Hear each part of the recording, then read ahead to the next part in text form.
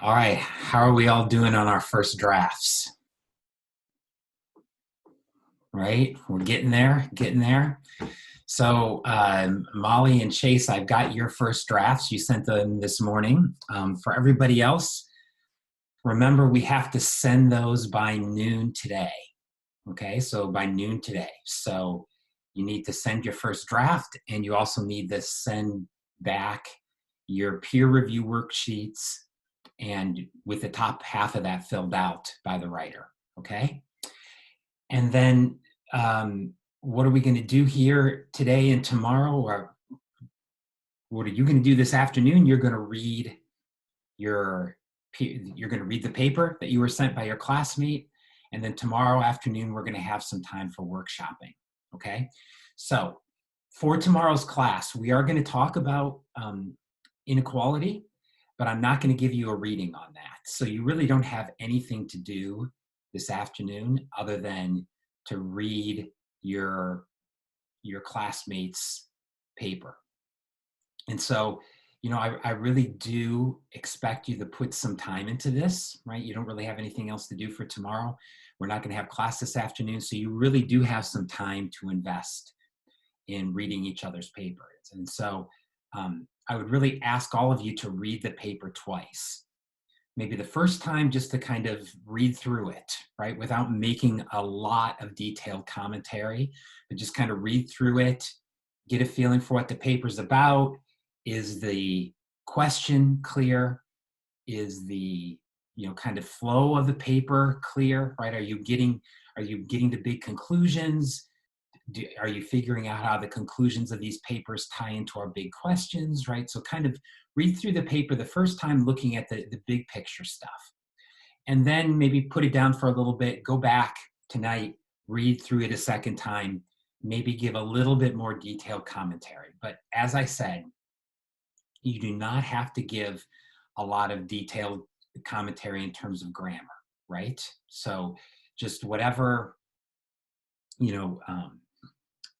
of course, if there's some certain grammar things that are really bothering you or pop up time and time again, but in general, kind of focus on things that like, this is not clear. I don't see how this point follows from this point.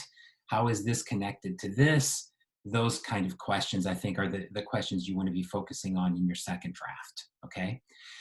So just so that we understand this, all of our comments should be in the paper, okay? So you don't need, you should read through that peer review sheet.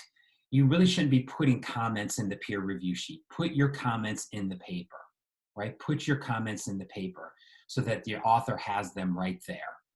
Including, very importantly, I ask you to put some kind of overall comments right at the top of the paper, right?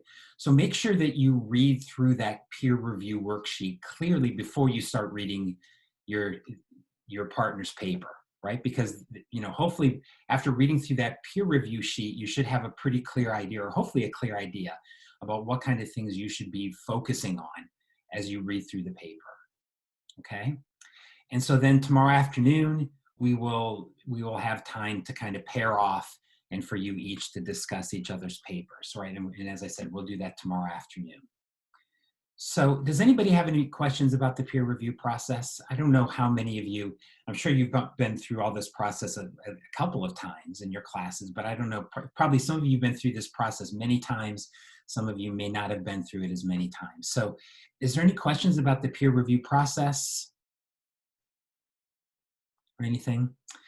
So yeah, so you want to send back your comments to the person you read. You want to send those back by noon tomorrow, right? And not just send them back to the person that you read, but also make sure you include me in on that too, so I can take a look at your comments. Okay? All right, any other questions? Or we know what we're doing here? Okay, well, I will take your silence as a yes. Right? So that's the peer review stuff. So what are we going to talk about this morning? This morning we have two topics that I want to talk about. First, I want to talk about health, right? And the relationship between health and economic growth. And we kind of began to touch on this yesterday afternoon, or I'm sorry, yesterday morning when we were talking about geography, and we talked about climate, and climate has something to do with growth, or I'm sorry, something to do with health. And so we began to touch on some of these issues, but I want to go back and spend a little bit more time talking about them this morning. That discussion shouldn't take very long. And then I want to move on in talking about the role of culture in economic growth, right? What role does culture play in economic growth? So those are going to be kind of the two topics for us this morning. So let's jump in here.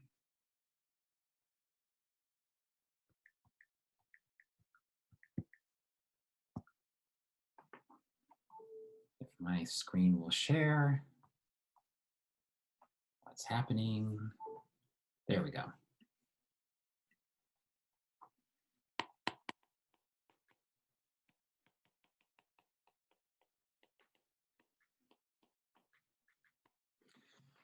All right, health and economic growth. You will not be surprised that better health leads to faster growth. Okay, that is probably not a very surprising conclusion. It shouldn't be a very surprising conclusion, right? Just to look at some data here.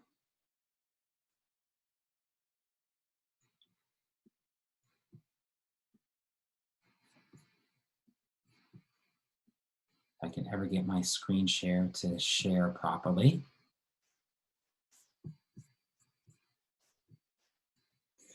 Okay, here is some data on life expectancy and GDP per capita. Now, I should be clear here. It's hard to say what causes what here. There's almost certainly some simultaneity going on. In other words, living longer creates more growth, but higher standards of living also help you live longer, right? So there's some simultaneity between this. But what we see here is that there is a correlation between how rich you are and what your life expectancy is. Notice, though, that this correlation isn't necessarily constant, right? For people at very low levels of income, there's quite a strong correlation between income and life expectancy, right? So a little bit of life expectancy adds a lot of income. A little bit of income adds a lot to life expectancy. But that tends to kind of flatten out as you get into the middle income countries, right? And so per capita GDP of about $12,000 to $13,000 is typically considered to be middle income. And you see that this relationship flattens out quite a bit, right? This should look like something, diminishing marginal returns, right? And so when it comes to the impact of income on health, there's almost certainly diminishing marginal returns. So a little bit of income allows you to do things that are very, very important for your health, such as vaccinations and sanitation. Having a lot of income can help you do some things for your health, such as better cancer treatments. But in general, cancer treatments add much less to life expectancy than vaccines do, right? It's a typical diminishing margin returns argument, right? So there's, I think the intuition of that is pretty straightforward.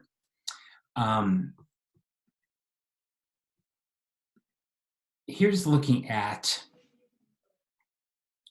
adult survival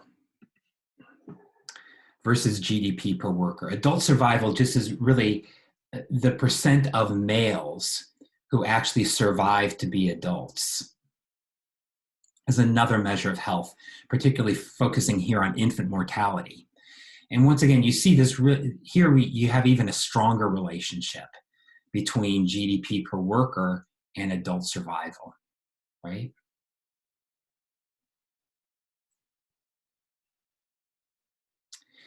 And then here, there's a lot of information here. I just kind of flashing it up. I'm sure it's kind of hard for you to kind of get it all in. But this is just basic indicators of population health by different regions of the world. And you can just get a feel for here the amount of variety that we see in indicators of health across the world, right? This idea that somehow health is not that much different across different areas of the world is just not true. There's some big differences, right? I mean, just compare the first two columns of Africa to the Americas, right? You see big differences in neonatal mortality, infant mortality, right? Infant mortality is what, 7 times in Africa what it is in the Americas? Under 5 mortality rates, much higher maternal mortality, right? Almost 10 times in Africa what it is in the Americas. And then, life expectancy. Life expectancy in Africa is about 20 years less than it is in the Americas, okay? And then at the bottom, you can see here gross national income per capita. So there's big differences here, big differences. So when I showed you this graph a minute ago,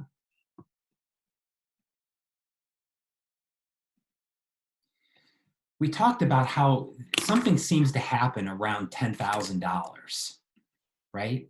Around $10,000, there seems to be this change in the relationship between life expectancy and GDP per capita, right? That the slope of this relationship changes. And this is what's known in the literature as the epidemiological transition.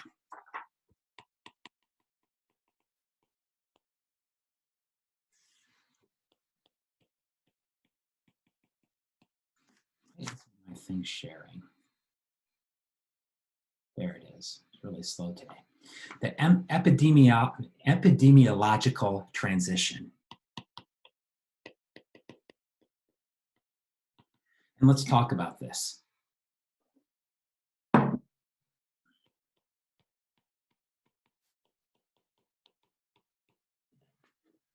Okay. This tends to happen about $10,000 per capita GDP. Okay. And so what happens at this kind of rough cutoff?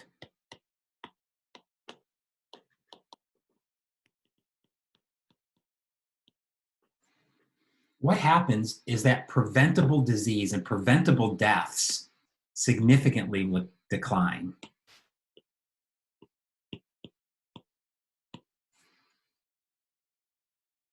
However, what replaces them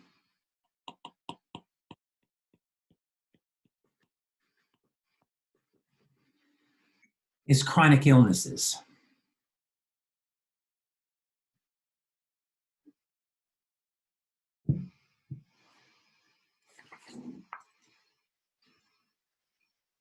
So in other words, preventable deaths that are preventable, such as deaths from diarrhea, for instance, significantly decline as you get up to that $10,000 mark. What kind of deaths go up? Well, things like diabetes, right? Right? So the kind of death, right? We move from kind of these preventable deaths to deaths that are related to diseases that in general we can manage, though not perfectly, right? So, for instance, in Africa, surprisingly, maybe not surprisingly, things like dying of cancer are relatively rare relative to the US. But in part, that's because life expectancy is so much lower, right? Most people who get cancer die later in life. And so that's the kind of transition that begins to happen, is that people die of different things. In part, we die of less preventable deaths. And as a result, most people are dying older and they're dying of chronic illnesses. So let's go back and look at some more data here. Once again, I apologize. This is just like a massive amount of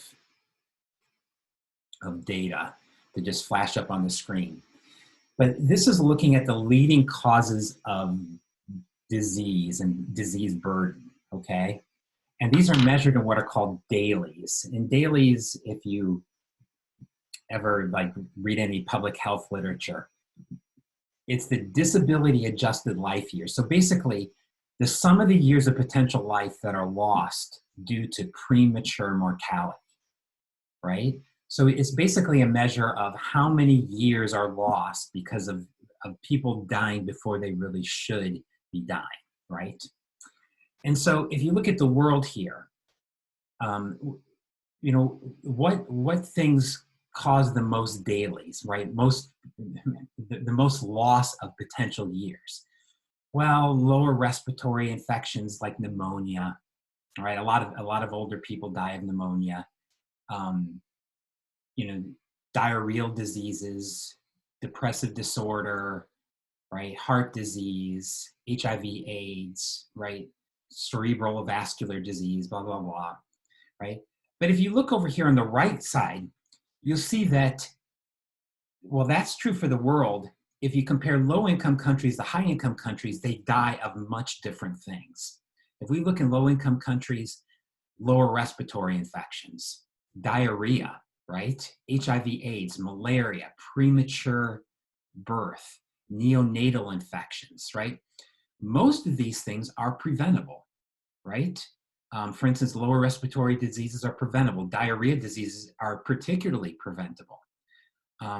Death of premature birth, fairly preventable, right? Tuberculosis, preventable, right? So these are all preventable diseases.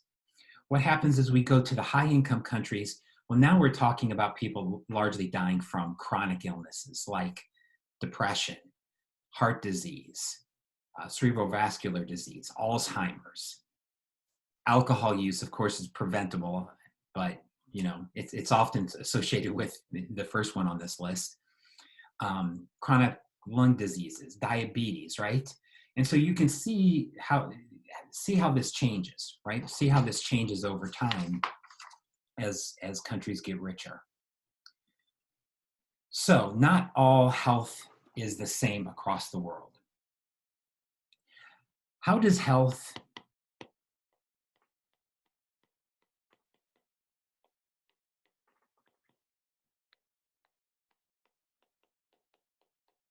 better health increase standards of living? Well, this is pretty straightforward. It allows people to work harder.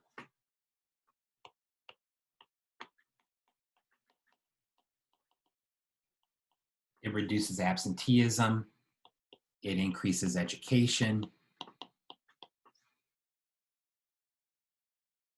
It actually reduces population growth. You might say, what in the world?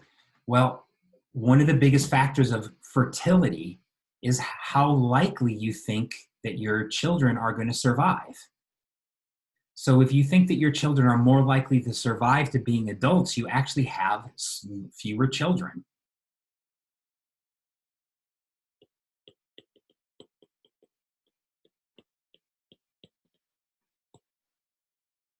There's quite a bit of evidence that having better health outcomes actually reduces risky behavior, right? So in other words, if you expect to live to later in life, you actually behave less risky than if you think that you're going to die young, right? And I think that makes sense, right? And by risky behavior here, one of the biggest ones in recent memory is AIDS, right?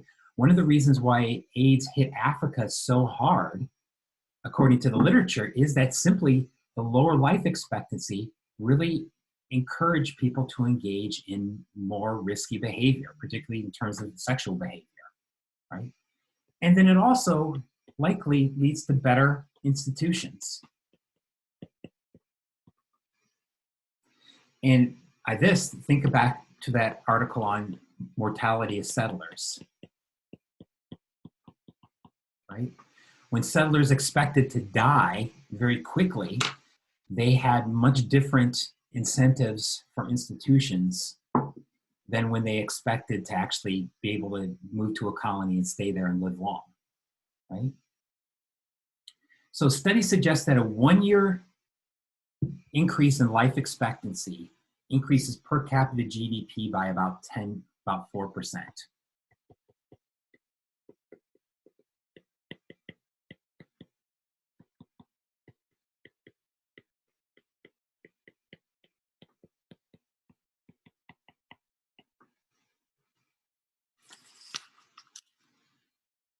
right?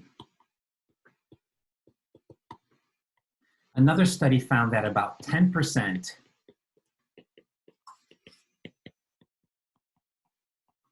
of differences in income across countries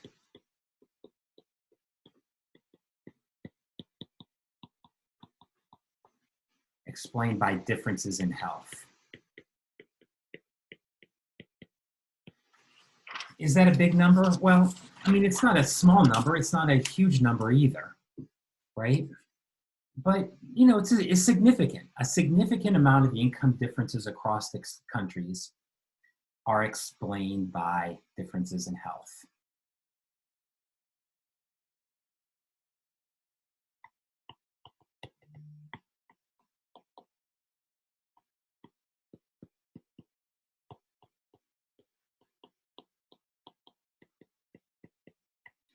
So why is health worse in some countries?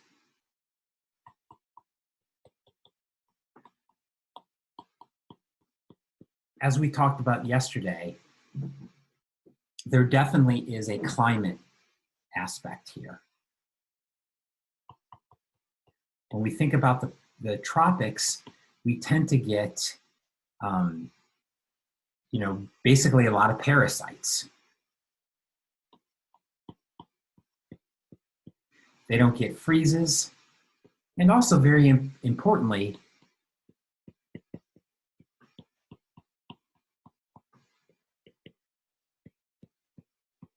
you might ask, why are there so many parasites, particularly in Africa? And evolutionary biologists say, well, in part because humans largely evolved in Africa. And so parasites largely evolved right along with them in that ecology. And so, you know, because humans have been in Africa the longest, that's one of the reasons why Africa has the biggest problem with parasites. Of course, when you talk about disease, there's no greater preventable disease that does more damage than malaria.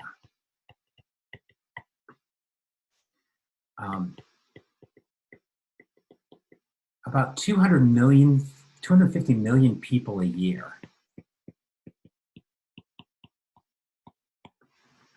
are infected with malaria.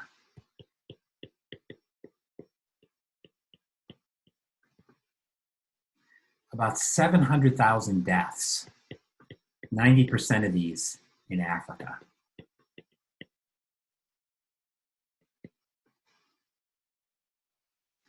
And it's not just deaths. Often, one of the symptoms of getting malaria is you get brain damage, right? Because of high fevers. Even relatively modest cases of malaria lead to 4 to 6 days of incapacitation.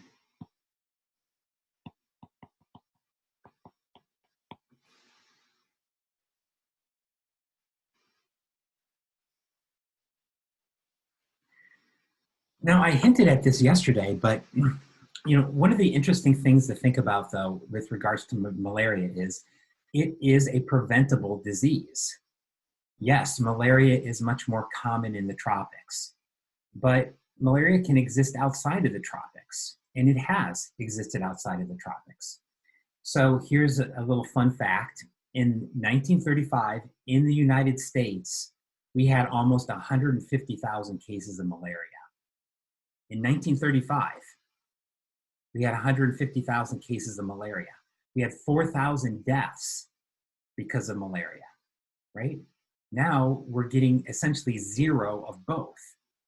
How did the US get rid of malaria? Well, it wasn't that we changed well, we are changing the climate, but not in ways that make it less likely for malaria to come here. But the US did kind of all of the investment that was needed to do it. Draining water pools, better sanitation systems, right? Making sure that people don't defecate outdoors. Insecticides, mosquito controls, right? These are all kind of the mundane things. They're not heavy technologies. They're not essentially like radical technologies. They're just investing in people, and then also making sure that people follow proper sanitation procedures, right? So you think about, I think I mentioned yesterday, Spain and India have essentially the same malarial ecology, though malaria is super high in India and it's not very high in Spain. Well, one of the reasons is in India, more than 70% of people defecate outdoors, right? And so that those kind of behaviors increase well, basically create conditions under which parasites can thrive, right? They create the conditions under which parasites can thrive. So the point I'm trying to make here is that yes, if you're a country in the tropics, things are harder for you, right? They are harder because you are going to have more of a potential for disease. But that does not mean that you cannot solve this problem, right? You can make the investments in solving this problem. So in Singapore and Hong Kong, which are two tropical areas and have at one time had very big problems with malaria, today it's essentially a problem that's non-existent. Why? Because they've made the investments, and part of the reason they made the investments is they have the institutions to do this, right? So yeah, it is possible to solve public health problems, but it usually, it's like anything else. It really requires good institutions, right? And creating the proper incentives so that people can do the things that they need to do to improve public health, right?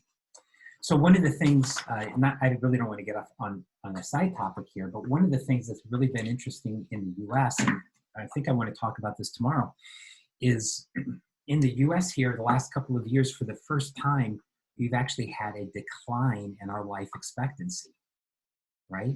And this decline in life expectancy has been particularly acute among white males, right?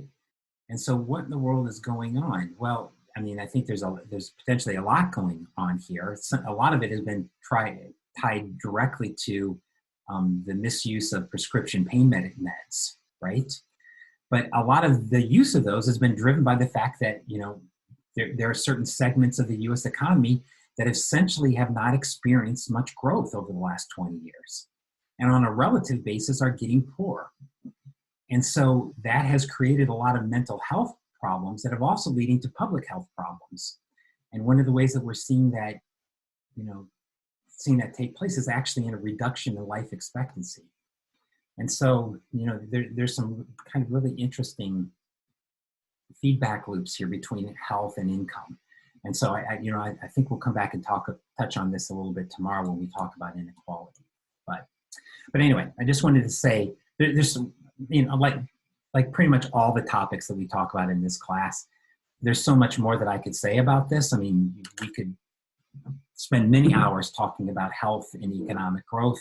In fact, many people do, but I thought this is a topic that was worth spending a couple of minutes on, right? It's particularly tied to the talk we had yesterday about geography and economic growth. Okay, let's move on to the other big topic of the day, and that is the role of culture in economic growth. So for this, I have a very fancy PowerPoint presentation that you guys can really look forward to. So I prepared this for another group, and you guys can be the beneficiaries of my fancy PowerPoint presentation. So, I guess you can think about the title of this lecture as "Nothing Needs Reform as Much as Other People," right? There's actually a line from Mark Twain, right? So Mark Twain wrote a couple of traveling books, and in them he said, as he travels the world, one thing that he has learned is nothing needs reform as much as other people. And I've always kind of liked that line because, for those of you who have traveled a lot, um, yeah, I mean, this is something, you cannot help but travel and have this thought pop into your mind, which is, why do people do these things? Isn't that stupid? Why can't they be more like me? And I will have to say that economists, as they've thought about why some countries are rich and some countries are poor, have often kind of picked that same theme up, right? Well, why are poor countries poor? Because they're not as much like me, right? They're not a rational Western world economy. And so many economists have kind of pointed to culture and cultural differences as an important reason why some countries are poor and other countries are rich. So, so let's talk about that, right? Let's talk about that. So I mean, like I said, I made this presentation for some other people. There's some very basic stuff here, but I guess it's always useful just for a second thinking about some basic ideas, or going back and thinking about some basic ideas, right? So what is economics? Well, economics to me is really about studying incentives, right? Studying incentives. And so the reading that I gave you is really from a book that I wrote a couple of years ago called The Traveling Economist. So I've always been kind of a big traveler. I love to travel. And I think one of the reasons why I love to travel is because being an economist really helps make you a better traveler, right? Because it helps make you perceptive as to the ways that people face different incentives and then respond in different ways to these incentives, right?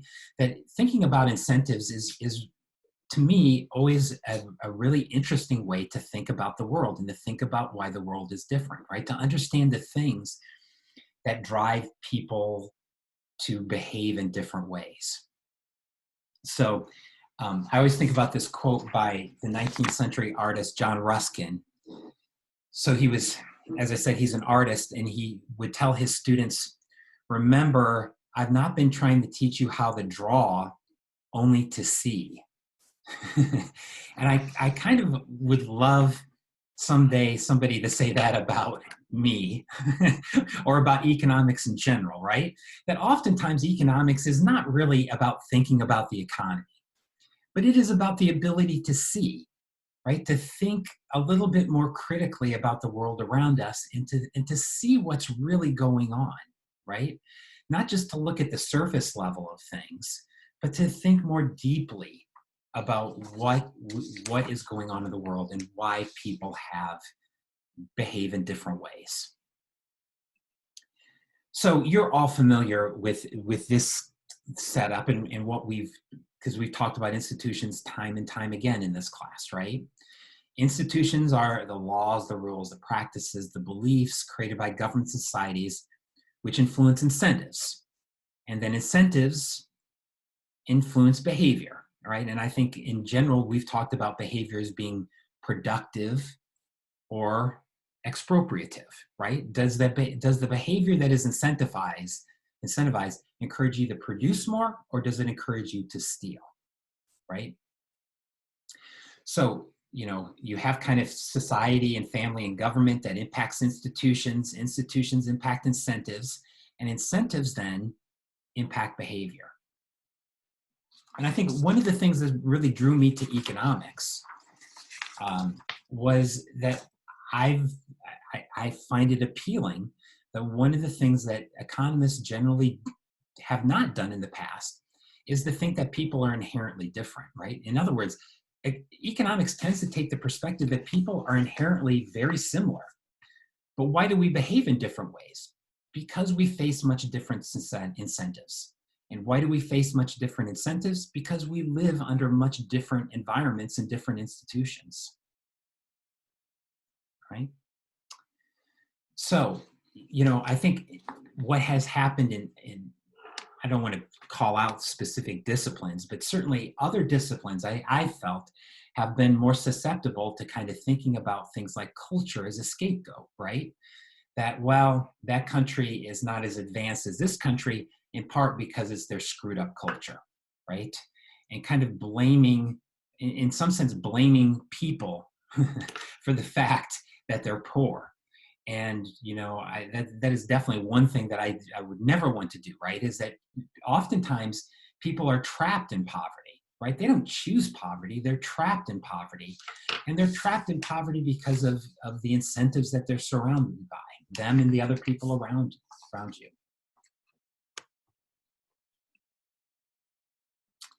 So, as I said, if you travel,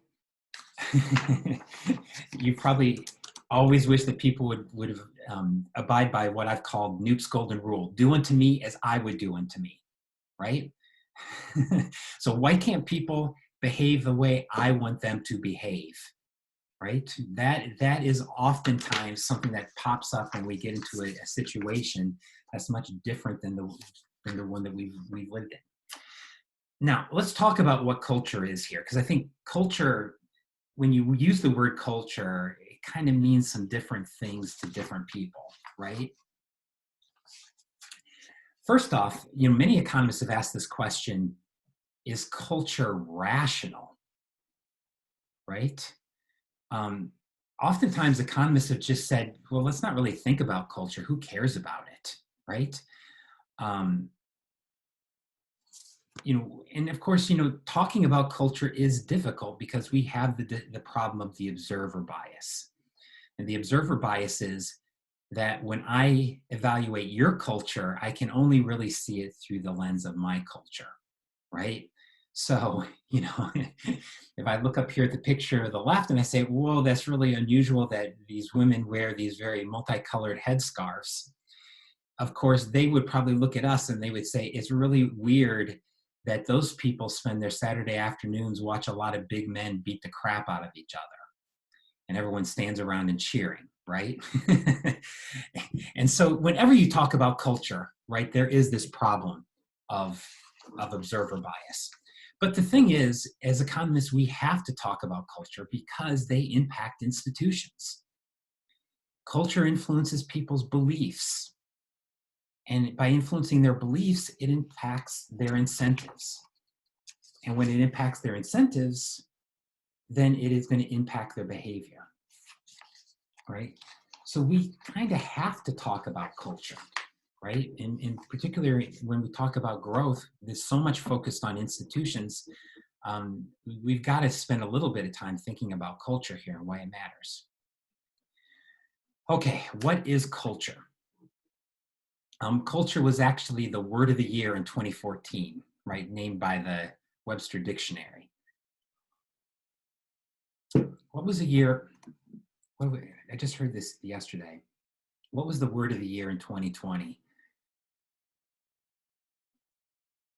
Hold on. I got to look it up. The word of the year in 2020 was pandemic, of course. In 2014, it was culture. Okay, what is culture? So we could talk an hour just trying to define culture, all right? And in fact, if you take other classes in the humanities and anthropology, anthropologists must have 50 different definitions of culture, all right? This is not an easy concept to kind of pin down. But here's the definition that I'm going to use. Whether this is right or wrong, I don't think it's wrong. It's probably not completely right either. But you have to think about culture, at least what helps me think about culture is to think about culture having 4 different aspects. Culture is artificial, meaning it's something that we learn, right? So it's not natural, right? Right, in that sense. It's something that we learn. Culture is an idea, right? So in this sense, culture is actually to some extent related to technology, right? In that it is a idea, right? Sometimes anthropologists say culture creates webs of significance, right? Webs of significance. So, you know, if I say Bueller, Bueller, Bueller, most of you understand what I'm talking about, right? It's a cultural phenomenon because one word creates a lot of significance because of the way that we understand the world around us. It's a group distinction. So culture represents ideas that are shared by groups. Okay, ideas that are shared by groups. And then it's socially inherited, meaning it's passed on from one person to the next. However, not perfectly, right? So culture does evolve. And so we're not saying that culture never changes, but culture is passed on from generation to generation, right? So, you know, if I talk about something like, you know, Indonesian culture, right? Well, certainly Indonesian culture looks much, I don't even know what Indonesian culture would be now that I use that example, because there's, there's a lot of different ethnicities in Indonesia, but let's say, you know, German culture, right? Well, yeah, I mean, there's some similarities in German culture today to German culture 30 years ago, but then there's also some differences, right? So we would still say there's something like a German culture, but that doesn't mean that it doesn't change over time. So this is what culture is, and culture is different from some other ideas or some other concepts that we've often used in this class. For instance, ethnicity. Ethnicity is really 1, 3, and 4. Right? Ethnicity is artificial because there is really no genetic basis to ethnicity.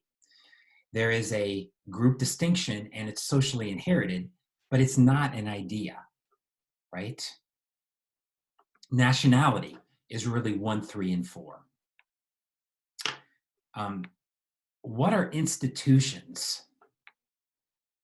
Institutions are really 1, 2, and 4. Institutions are artificial and they're ideas, and they can be socially inherited, but institutions are not a group distinction. Does that make sense? They're not a group distinction. So for instance, the legal system in the US can look a lot like the legal system in England, right? We have two similar sets of institutions, but two different sets of cultures, right? So, you know, once again, I realize this is in some sense, this feels a bit like nitpicking, right? But culture is different from institutions, right? And that culture is more of it is a group distinction, right? It separates groups in ways that institutions don't necessarily do that, right? So for instance, if you think about colonization often imposed similar institutions across countries, but did not or was not able to impose similar cultures across countries, right? So, you know, while institutions are related to culture, they're not exactly the same thing. All right, where does culture come from? So this is actually a really interesting question. And it's a question that really economists have had a lot to say about over the years. Okay, so you wouldn't think about Adam Smith and Karl Marx agreeing about very much. But Adam Smith and Karl Marx actually did agree about something, and that is culture largely reflects material conditions. In other words, economics. That culture reflects, in many ways, economics. So Marx thought that culture was a reflection of the material conditions under which people live in, right? And so, you know, he also believed that like class conflicts created by capitalism shape many aspects of culture. So this picture here I have is from India. And what you have is cows swimming same place where people swim, right? And everybody is somewhat familiar with the sacred cows of India.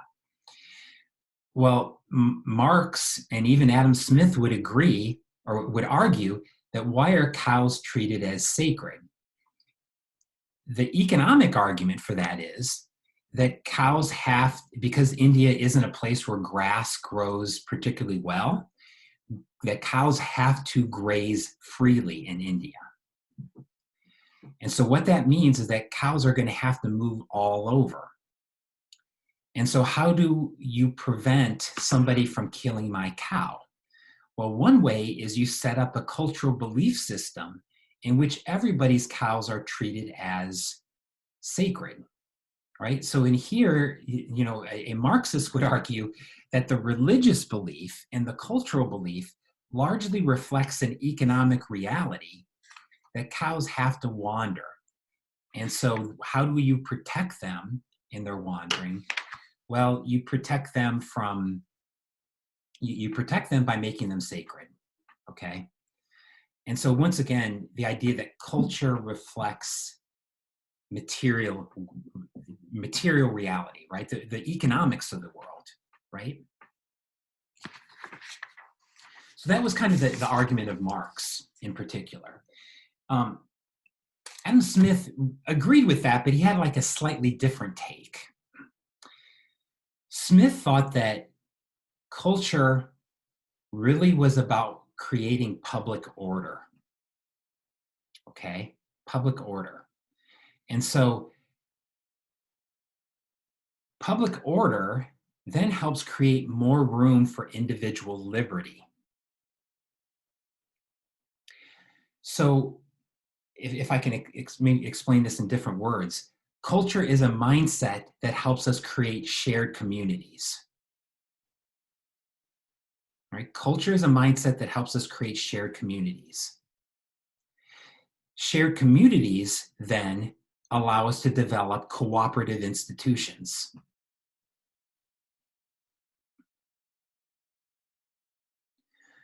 So Adam Smith actually thought that, once again, culture reflects economic realities, that we need to trade with each other. We need to interact with each other. How do we encourage that? Through sharing cultural beliefs, right? So through things like religion, right? Religion is a way that people can share cultural beliefs, and it helps create systems of trust. And more trust then leads to more trade, and more trade leads to better economic conditions, right? So that's the nature of his idea of communitarianism, right? That culture basically creates utilities, right? Did I say utilities? Sorry.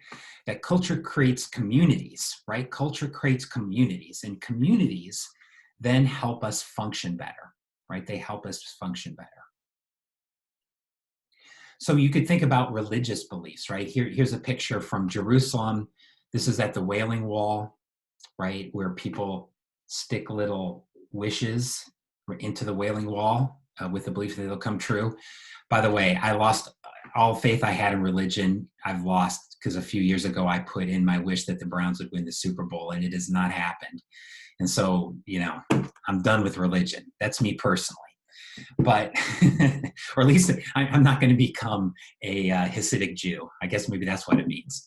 But, you know, you can see how, I mean, I don't think I have to explain this, right? We kind of intuitively understand how culture creates community, right? Or in religion, in particular, can create community. And so culture can incentivize actions that have positive externalities, right? So you think about religion, one of the things that all religions share is the belief in the golden rule. Do unto others as they would do unto you, right? Well, that's really about sharing community, right? And all cultures also, or I'm saying all religions also tend to disincentivize or look down on other things that create negative externalities, right? So I don't believe that there's a religion out there that says it's okay to kill people, right? You know, that's something that has a pretty big negative externality. So, you know, in at least in Smith's view of the world, culture kind of encourages things that have positive externalities and tends to discourage things that have negative externalities. In practice, how do you tell how different cultures are? Well, once again, this is like a really kind of an interesting topic. And there's many ways that anthropologists have tried to distinguish cultures. But here's one way to think about culture, and this is by a guy by the name of Hofstede. Can't remember his first name. So Hofstede had a PhD in psychology, but he actually worked for IBM. And so he was interested in, as IBM sells goods across many different countries, he was really kind of interested in thinking about, well, how do cultures differ across countries? And how do I understand these cultural differences so I can sell them things, right? So this is he kind of approached this from a very pragmatic point of view. But Hofstede, based on his research, and he did extensive research across countries with customers, and kind of did psychological surveys of people. And he came up with what he calls 6 different dimensions of culture, right? 6 ways in which cultures differ. The first is power distance, meaning how willing are members of society to accept unequal distribution of power and top-down authority, right? In other words, is your culture more open to dictatorship and authoritarianism, or is your culture lean toward having much more decentralized authority? Because we have some Chinese students and some American students in this class, it might be interesting for us to think about each one of these in terms of differences between China and the US, right? I don't claim to know for sure, but based on my experiences, you might say that China, I think you could say that China, definitely the cultural norms in China are much more open to authoritarian leadership than they are in the United States, in part because the China has a long history of having very centralized authority. The US has, a much more, how should we say this, independent, individualistic streak, which leads to the second one, collectivism, a measure of how likely people are to be organized into groups, right? So in other words, do people tend to take group focus, or do they tend to prefer individual focus, right? Once again, you could say that kind of the extreme individualism in the US makes us more resistant to collectivism. Where in China, I think, you could argue in general, there is much more of a social emphasis, right? And in policy discussions, clearly in China, you hear much more talk about the social good than you might in a place like the US. Uncertainty avoidance is the third one. How open are they to taking risk? Do they prefer stability and structure, or are they open to radical change? Long-term orientation. How much is the future weighted versus the present?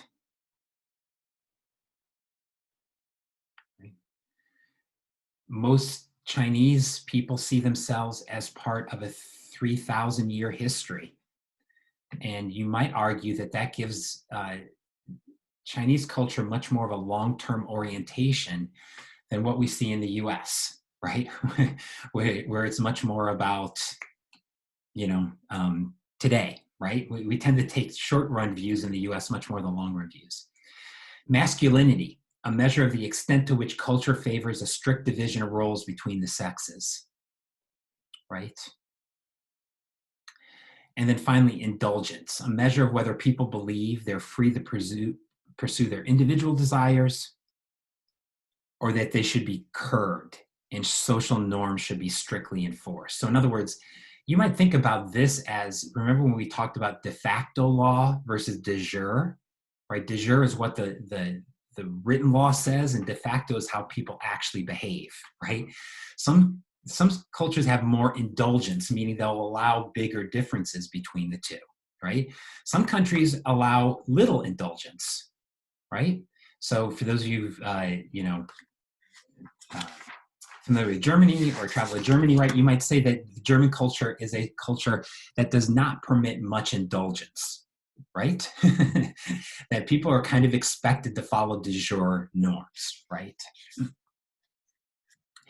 Having said all of this, I think you can see why talking about culture is so hard, because, when you get down to the details, you can think about ways that, for instance, if American culture is both collectivist but not collectivist, right?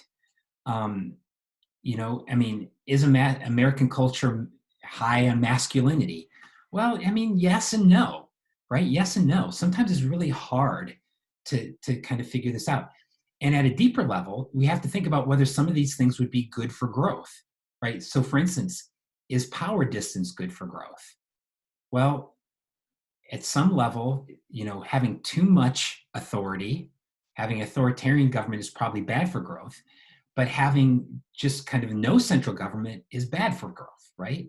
Along most of these things, once again, there's probably, when we think about the impact of culture on economic growth, there's probably a balance here, right? It's back to that shackled Leviathan, right? Where you want to find a balance between the extremes.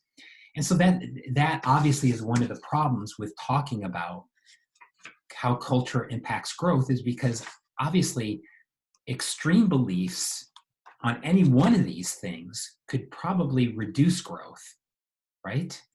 And so, yeah, you can think about why, for instance, a long-term orientation might be very conducive to growth, but you could also think about, well, if you take an extreme long-term orientation, you don't care about today. You only care about getting to heaven, right? So, once again, this is complicated stuff, right? There's not like any simple answers here, though it's interesting to think about. All right, we should probably take a break. So let's take a break. And then I want to talk just a little briefly about some aspects of culture that might impact growth, and then we'll kind of do a little summary. But let's take about 10 minutes, okay? Okay, see you in a couple. All right, is everyone out there?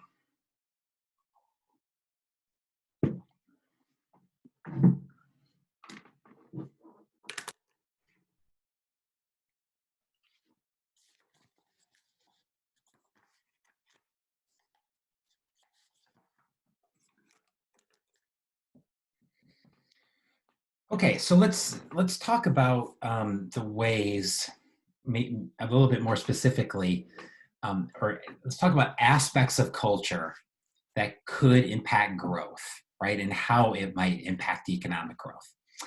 So you can't talk about culture and growth without talking about Max Weber. Let's get through this. Okay, so Max Weber, right? Weber. So Weber was kind of made a name for himself with this idea of what was called the Protestant work ethic. And so Weber's idea was that religious beliefs shape people's preferences for hard work and for saving and for getting an education. And so Weber was particularly interested in explaining, why is it that Northern Europe is richer than Southern Europe?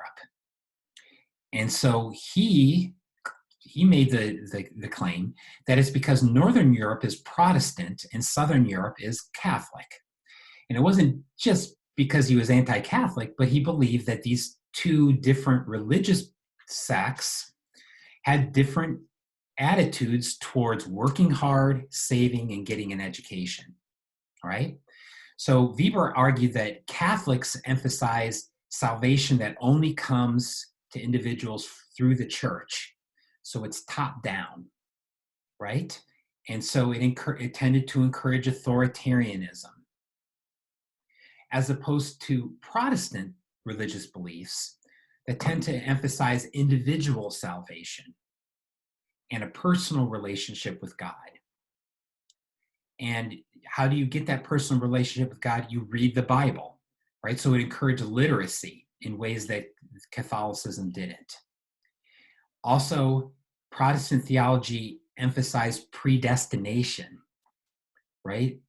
So for those theologists out there, you might know that predestination is this idea that God already knows who's going to heaven, that you're predestined to go to heaven or hell.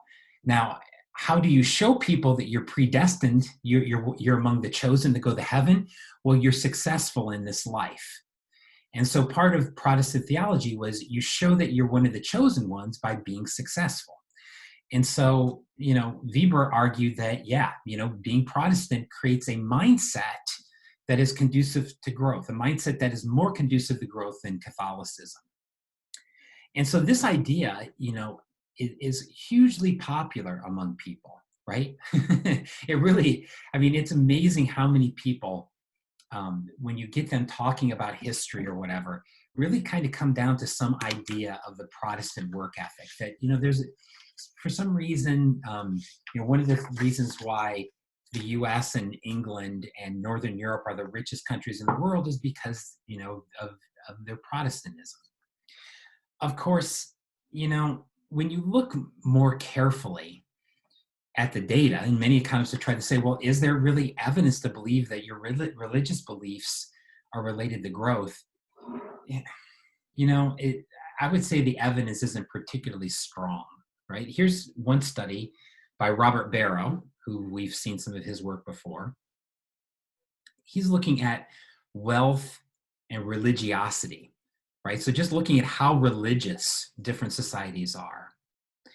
And so the religiosity is measured basically by a survey, right? Looking at a number of things related to like how often you go to church, how long you spend reading sacred texts, etc. And then your GDP per capita. You notice that while the relationship isn't strong either way, there appears to be a negative relationship between religiosity and GDP. In other words, poor countries tend to be more religious. The United States here, you notice, is actually a big outlier. Among rich countries, the US is very religious, right? Most other richer countries are actually fall lower on this religiosity scale here, right? Once again, I guess I'm very skeptical about this idea that religion itself plays much of a role because of observer bias, right? It's just how you look at it.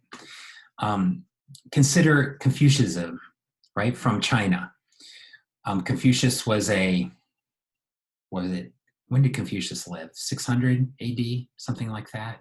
Maybe even later than that, or older than that. But anyway, Confucius, in many ways, provided a lot of played a big role in influencing Chinese culture with his belief system. And the belief system that Confucius put forward is a belief in family, in order, in structure, right? That people, at the top of the social ladder or people lower in the social ladder should obey people at the top of the social ladder. So it's really an argument for structure and stability, right?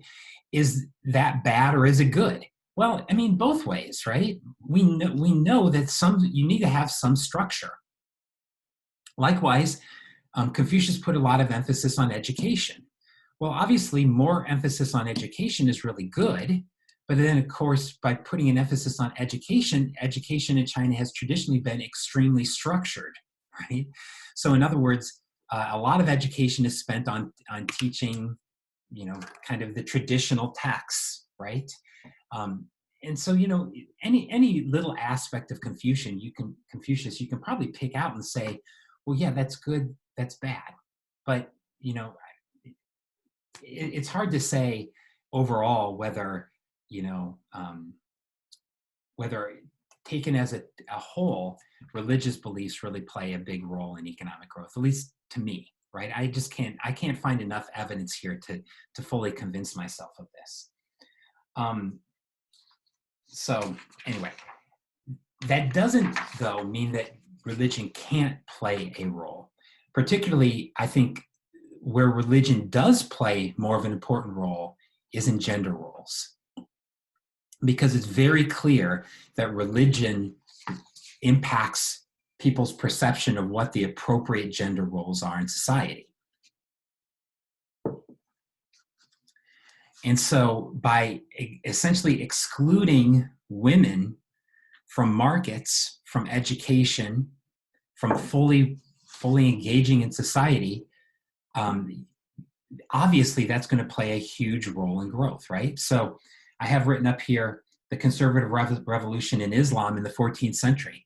So in the 13th century, the Middle East was one of, if not the richest area of the world. But there was a conservative revolution in Islam.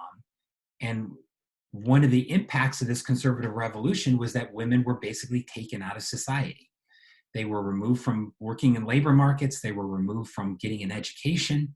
And that had pretty disastrous impacts on the institutions and the economic outcomes throughout the Islamic world, right? And particularly in the parts of the Islamic world that, you know, kind of adopted this conservative revolution fully.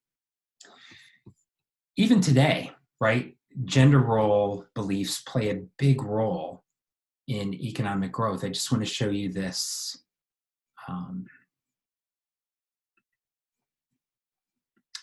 This article from The Economist, just like even just looking at Asia itself, that, you know, one of the things that clearly is holding back most Asian economies is the fact that most women still have a limited role to play in the formal labor and other markets, right?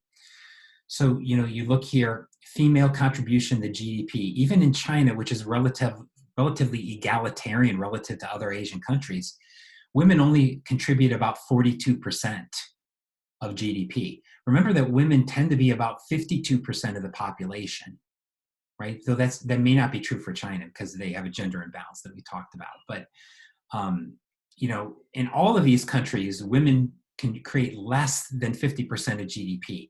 And you can see down in a country like Pakistan, women are only creating about 12% of GDP, right? That is a significant hindrance to growth, right? A hugely significant hindrance to growth. And so, yeah, you know, religion may not play much of a direct impact, but by determining people's attitudes towards women and gender, it probably plays a very big role in that way. Some people have argued that different cultures encourage more risk-taking and entrepreneurship, right? You know, I have to say, these are one of the things that you observe when you travel a lot. I remember one example in particular where I was living in Botswana, and we were going to go camping in the central Kalahari, right? So it's this big desert with lions, and it's so completely open. And very few people live out there. And we're on a dirt road and we're going miles and miles, and it just feels like we're just at the end of the earth. And then I see a little shop. I'm like, oh, well, let's stop at this little shop. And I go into this little shop, and who's in there? A Cantonese family selling the trinkets that you would find on any street in Japan and China, right? The same kind of street vendor that you'd see in Shanghai is out there selling the same stuff in the middle of the Kalahari Desert, right? And so, you know, one of the things you see when you travel a lot is that you can travel anywhere in the world and you see Cantonese shopkeepers, right? And so is that part of their culture, right? Is that part of their culture? Are they particularly entrepreneurial, or are they particularly good at risk-taking? For those of us who travel in the US, you might notice that a lot of the people who own hotels are Patels, right? That there's this long history of Indians from Gujarati who have traveled to the US and set up businesses, particularly in the hotel and motel business, right? Is that because of their culture? Well, once again, it's kind of hard to say, because in some sense, one of the reasons why the Cantonese and the Gujarati have traveled a lot is because those have been two particularly poor areas. So people who want to escape poverty have huge incentives to get out. And so it's hard to say whether, they're particularly, this is a part of their culture, or just in essence, poverty is driving them to necessarily be very entrepreneurial. If you look at this graph I have up here in the left-hand corner, it's kind of hard for me to read. Oops. Can't read this very well on my screen, but it says, is success out of your hands? So this is looking at the percent of the population who believes that your success is out of your hands. In other words, there's nothing you can do to make yourself more successful. It's all a matter of luck. And you might say that attitude, that success is just a matter of luck, discourages people from being entrepreneurial. And you can see some big differences here, right? Turkey, 75% of the population thinks that success is completely out of your hands. There's nothing you can do about it. Well, if that's your mindset, it's probably not going to encourage you to start a new business. On the flip side, if you look down here in the United States or Mexico or Nicaragua, a much lower percentage of people think that success is out of your hands. And so, maybe, right? I guess I don't want to say that it couldn't, that culture couldn't impact risk-taking, which then impacts economic growth. But having said that, I don't know if I'm completely convinced either. Many people have talked about culture playing a role in growth, but it's not just culture, it's the clash of cultures. The clash of cultures, meaning it's not so much what culture you have, but if you have many cultures, you're going to have a problem because it leads to conflict. And there is some evidence for this, that countries that have more cultural diversity do have more conflict and they have lower economic growth. The graph I have up here on the top left looks at ethnic fractionalization. And how is ethnic fractionalization measured? Interestingly enough, how most anthropologists and economists measure ethnicity is we can't really do it through genetics because there's very little genetic variability between people. So in general, they measure ethnic diversity through the diversity of their language, right? So looking at language diversity.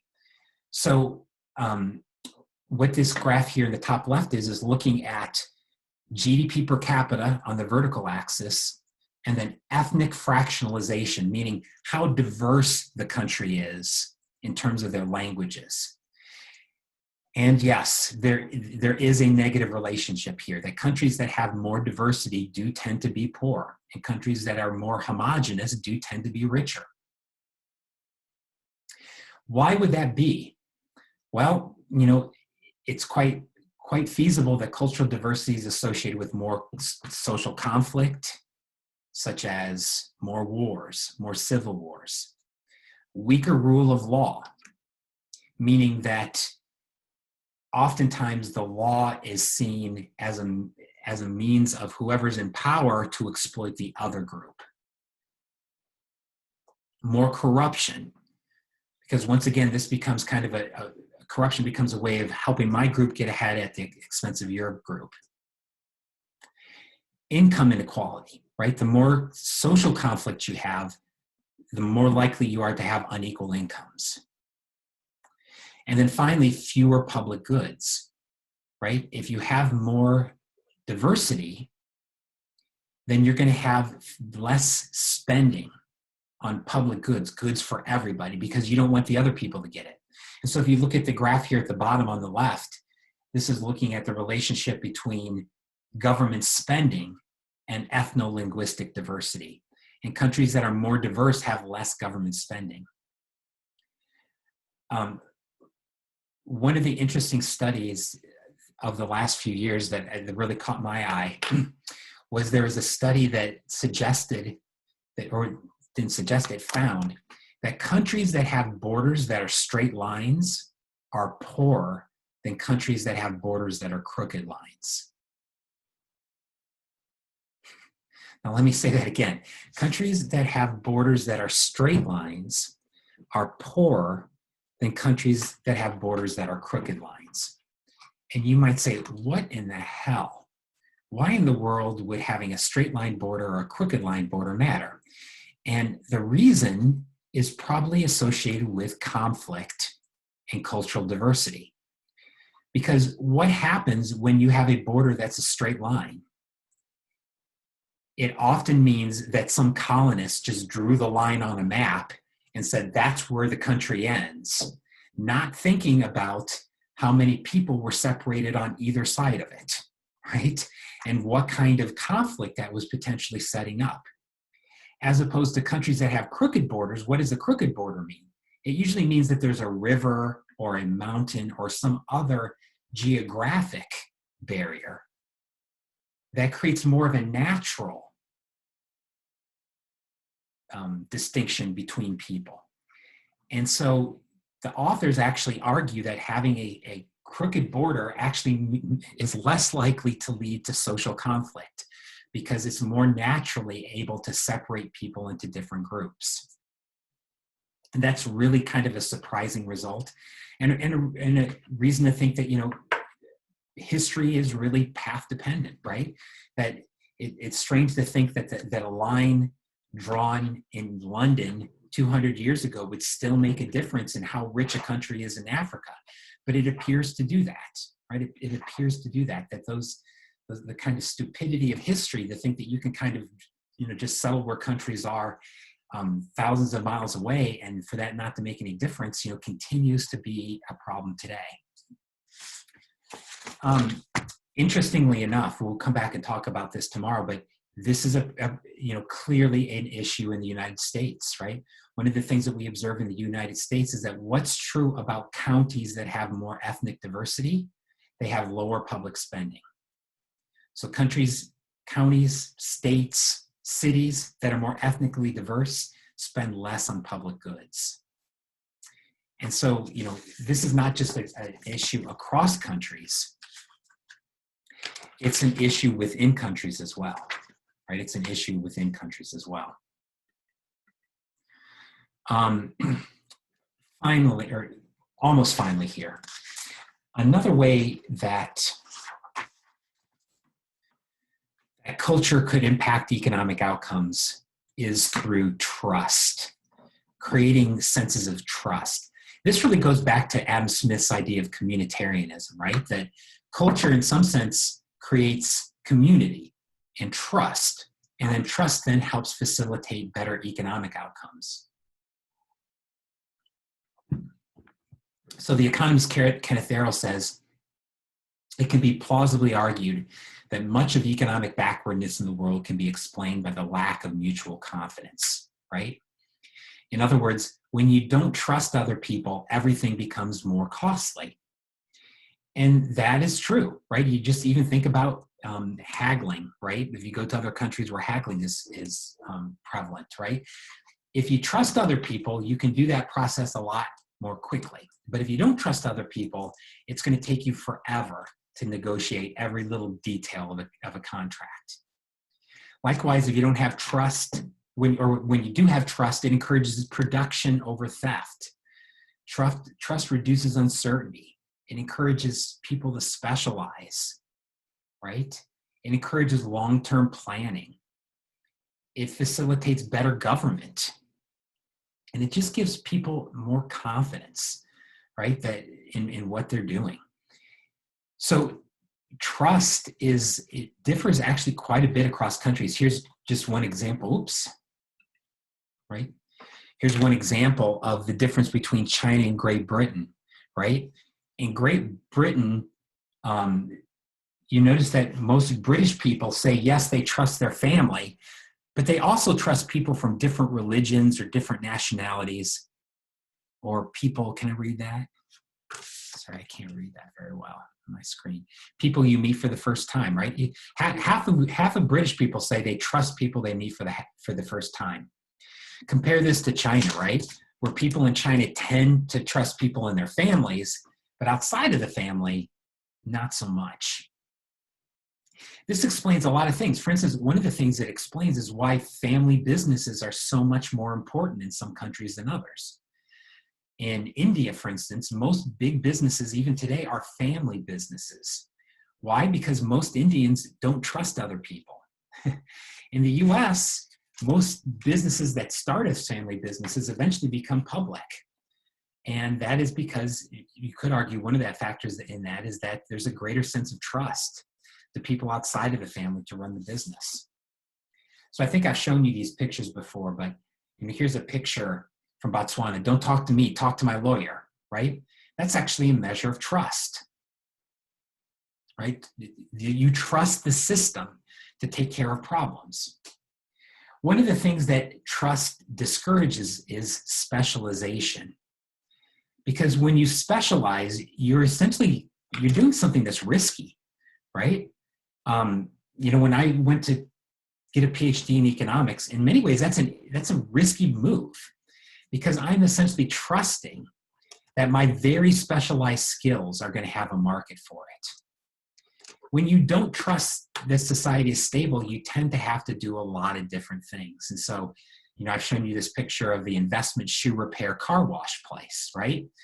In some sense, that's a reflection of the fact that life is so risky that you don't trust anything, right? You really have to keep your business diversified because you don't trust that any one of these businesses is going to be lasting very long. We've talked about the ultimatum game before, and I don't think I want to go into this much more. Remember the ultimatum game? That's the game where you have two players and one player has, like, for instance, $10. The first player has $10 and they have to offer a certain amount of that to the other player. And then the other player either says yes or no. If he says no, then neither player gets anything. And if they say yes, then they split the money up. And of course, as we talked about, the rational economic way to play is for the first person to offer the second person very little. But in reality, many people will reject that and basically punish themselves as well as punish the first person because they don't think it's fair. And in some sense, a sense of fairness is a sense of trust, right? You trust that the person is going to come close to sharing it with you.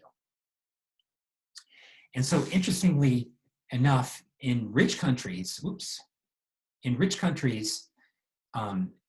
you see that the first players tend to make offers between 40 and 50% of the total. In other words, they tend to make fair offers. And offers less than 30% are usually rejected by the second player. So in rich countries, you tend to reject offers that are not fair. But in poor countries, they're much less likely to reject the unequal offer.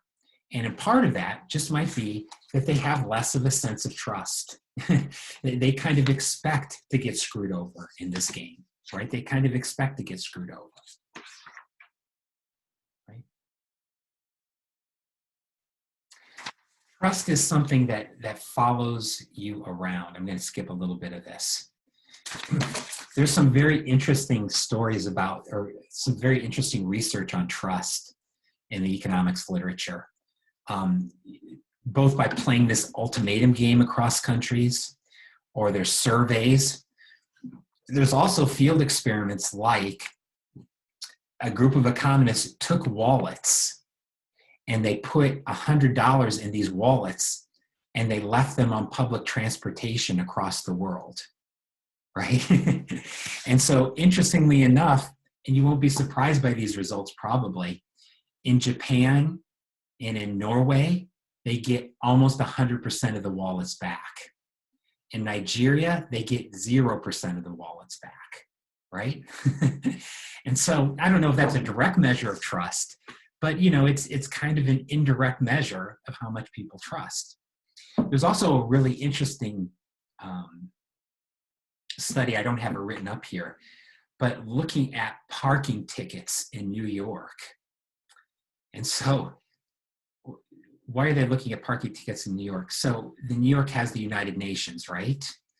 And the United Nations, the diplomats have diplomatic plates, meaning that you can't, the diplomatic plates give you diplomatic immunity. So for instance, if you park illegally, you can't get fined. There's no way that you can enforce that fine. So interestingly, what happens if you look at parking tickets in the UN? Well, for countries that have low measures of trust in some of these surveys, they're also the countries in which their diplomats get the most parking tickets, right? But interestingly, do you think that Norwegian diplomats get many parking tickets in New York? They don't. In other words, they can break the law, but they still don't. And that just goes to show you, how institutions really are embedded in us, right? That even when we're not in our country, we tend to take those same level of expectations and trust and thinking with us. And so even when, some people can break the law, they don't, because they have basically inculcated these belief systems, right? These belief systems.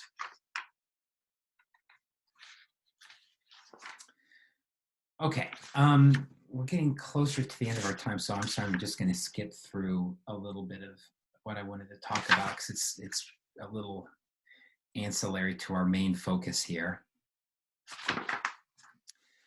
So I'm just going to kind of skip to this. Oops. Sorry, got a problem here.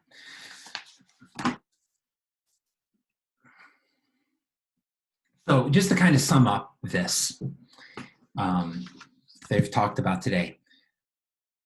Culture, I think, and once again, this is just my opinion, right? If you talk to another economist, they might have a slightly different opinion about this. But I would argue that based on my kind of literature review, and I guess you can, those of you who did the readings, you might take a look at this reading and say, this is my literature review paper, right? Because I really have tried to look at the literature on culture and economic growth and try to present it in a way that's accessible. And so I guess I've thinking about this for a while, I've kind of come to the conclusion that, yeah, culture matters. It probably does matter, but so do so many other things in economics, right? To think that culture is the biggest thing that matters about why rich countries are rich and poor countries are poor, I just don't see the evidence for that. Culture matters, but I'm not so sure that it matters a lot. Why? Because there's a couple of big points here to be clear about. First off, institutions are more than just culture. Okay? Yes, institutions are shaped by culture, but they're more than culture. They have to be more than culture.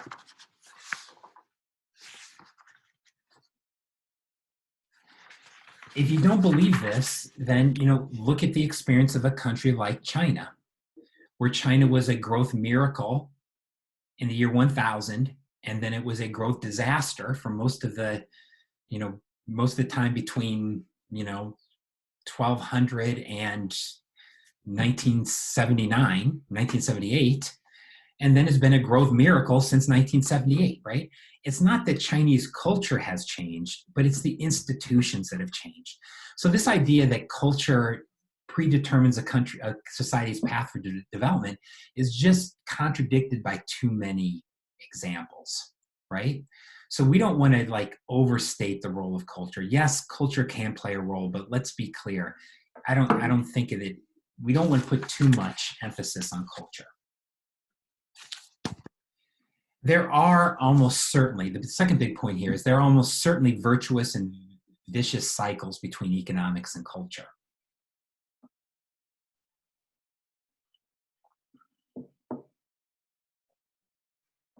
And what I mean that is that there's feedback loops, right? Think we just talked about trust.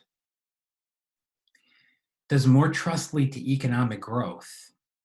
Yeah, I think we can think about why that might be true. But can more economic growth facilitate a better sense of trust? Yes, right? That's the idea of Adam Smith and communitarianism. So, you know, between economics and culture, it's not culture causing growth. Sometimes it's growth impacting culture and vice versa. And so we can get virtuous circles or we can get vicious circles, right? Failed states.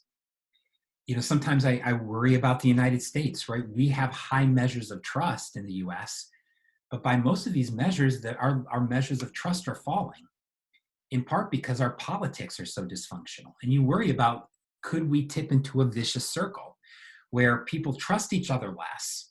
And as a result, our economics gets worse. And as our economics gets worse, it only worsens our political situation and our ability to trust each other. So there is no single culture that's best for growth, right? This idea that, Protestants are, being a Protestant is what makes you rich. There's no evidence for that, right? Or that only being a Protestant is what's going to make you rich, right? There's no evidence. We have a lot of cultural diversity among those rich countries, right? Today, if you look amongst rich countries, there are much different cultural practices, but they all have institutions that are conducive for growth. To me, you have to think about institutions in many ways as kind of reflecting culture in positive ways. Okay, so I say here that in some sense, when you think about the relationship between institutions and growth, you have to think about it as like dancing, not like putting together a piece of furniture from IKEA. Okay, what do I mean by that?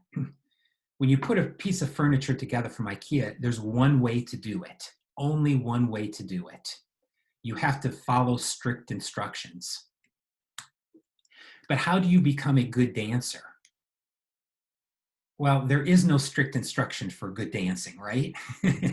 It's just kind of a flow thing, right? And you have two people that are kind of moving together in ways that encourage each other.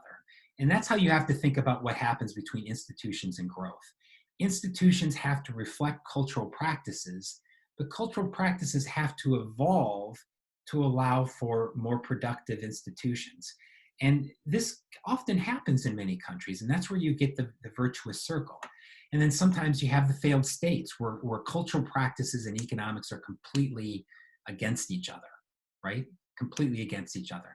For instance, in countries that don't let women get an education or don't let women work, there you have cultural practices that are at direct odds with what make countries rich, right?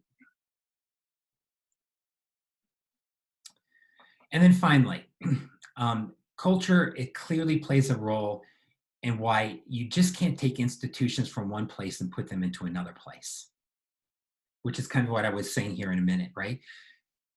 And so we've had some big failures of this, like what happened in Iraq, right, in the 1990s and 2000s when Americans invaded Iraq, took over, and basically sent a lot of free market economists from the University of Chicago over there to set up the legal systems and economic systems of Iraq. And it was a disaster, in part because the economic institutions put in place did nothing to reflect cultural beliefs. And one of those cultural beliefs was this whole process was bullshit. The whole process was not legitimate. And so as a result, just trying to go in and impose institutions just didn't work. On the contrary, think about what happens in China. Oops. In China, they have this whole system where the government owns all the land, and then they lease land to individuals for periods of time. Would that system work in the United States? I don't think so. I think it's just completely at odds with our ideas of what property rights are. But does that system work in China? It does, because there's really kind of a different set of beliefs about what land leasing is. And most people believe, yeah, I'll lease the land for 40 years. And, at the end of the 40 years or 99 years, as the case might be, the government will work something out with me, right? And so that's a case where you have two very different conceptions of property rights. One's conception, China's conception of property rights would never work in the US. And I'm not sure that the US system of property rights would particularly work well in China, at least, not immediately, not if you just came in and forced them on China. So, you kind of have to think about this as, once again, there's no simple recipe for this, right? It's a little bit of give and take, and different things can work in different countries depending upon, people's belief systems. So I have this nice poetic end here, right? That if you think about John Maynard Keynes, our famous economist, said, artists are the trustees of civilization, but economists are the trustees, not of civilization, but the possibility of civilization. And I like that, right? Because you're never going to have all the finer things in life unless people can eat and make sure their kids are safe and have health, right? And so, those of us who love art or movies or all these other kind of finer things in life, they are dependent upon the more mundane things of making sure that we have the basic necessities of life. And so in that sense, we are economists, but we are the trustees of art and civilization, right? Does that make you all feel better about being economics majors? Maybe. Maybe not. All right, well, on that highfalutin note, I'm going to let you go. All right, so remember, everybody send in their, both to me and to your peer review partner, send your first draft and your peer review worksheet to all of us. Remember to do your readings, right, to read through the paper twice, to first give it kind of a big overview, and second time to give more detailed comments, put all of your comments into the paper. And then you need to send that to both me and to your peer review partner by noon tomorrow so that we can actually have individual meetings tomorrow afternoon, okay? Okay. I will be around. I'll probably be looking through some of your first drafts this afternoon, but if anybody has some questions or whatever, send me an email. We can either exchange emails or we can meet on Zoom, okay? All right, have a good one, everybody.